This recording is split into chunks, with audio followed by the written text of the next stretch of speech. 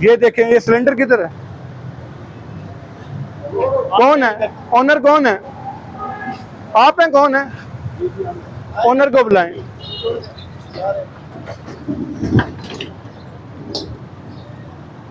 बिल्कुल अंदर जाएगा, यही रास्ता है भाई शॉप के कौन है? होटल का ओनर कौन है?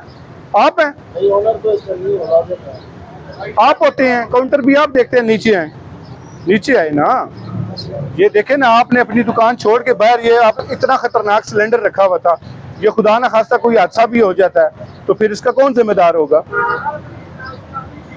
सोचे ना, जो भी आपने काम करना है। माशाल्लाह कितनी बड़ी दुकान है, 25-30 फीट जो है लंबी है। ये इसको आपने अंदर सेट करना है।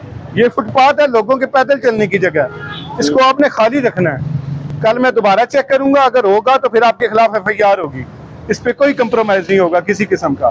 जो भी आपने अपनी कारोबारी एक्टिविटी करनी है, अपनी हदूद के अंदर रह के करनी है। आवाम के लिए किसी किस्म की कोई रुकावट पैदा नहीं करनी।